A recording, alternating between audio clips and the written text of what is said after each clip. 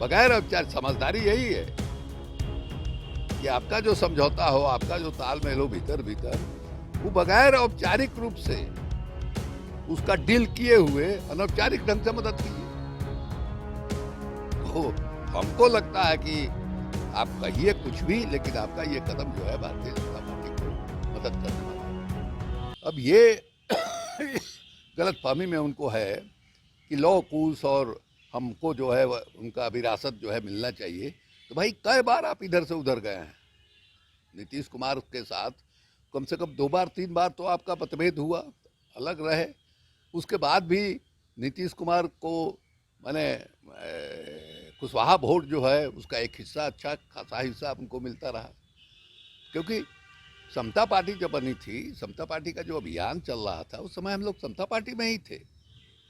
और हमको अच्छी तरह से याद है कि मैंने लौ कुश और अति पिछड़ा 48 सीट जो है समता पार्टी जब पहली दफ़ा चुनाव लड़ी थी राष्ट्रीय जनता दल के खिलाफ, तो 48 अति पिछड़ों को टिकट दिया गया था।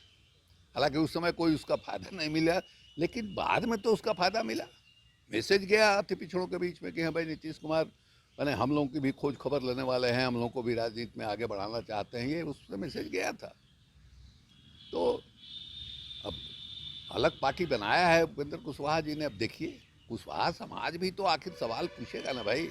ये बार बार जो आपके साथ ये हो रहा है, कभी आप यहाँ जा रहे हैं, कभी आप वहाँ जा रहे हैं, कभी आते हैं हम लोगों के पास कि हाँ बस देखिए कुशवाहा समाज का अपमान हो रहा है तो उपेक्षा हो रही है फलान ठिकान, फिर आप वहीं चले जाते हैं, फिर जो है झंझट उठता है, फिर आप निकलते हैं, फिर आप होते हैं हम लोगों के पास। लोग तो सवाल पूछेंगे ना।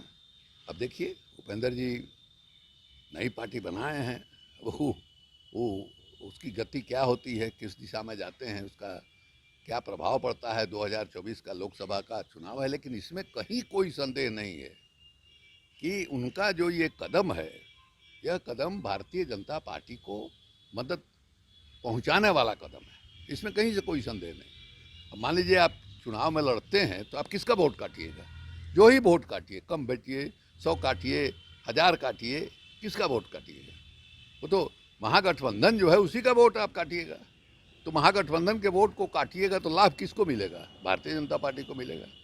अब आप कहते रहिए कि भारतीय जनता पार्टी में हम मर जाएंगे, जान मेरा चला जाएगा, लेकिन हम नहीं जाएंगे। तो जाने की जरूरत क्या है? बगैर जाए आप मदद कर रहे हैं, तो औपचारिक रूप से जाने का तो कोई मतलब है नहीं। बगैर औपचारिक समझदारी यही है कि आपका जो समझौता हो, आपका जो तालमेल हो भीतर भीतर, वो बगैर औपचारिक रूप से उसका डील किए हुए अनौपचारिक ढंग से मदद कीजिए। तो हमको लगता है कि आप कहिए कुछ भी, लेकिन आपका ये कदम जो है भारतीय जनता पार्टी को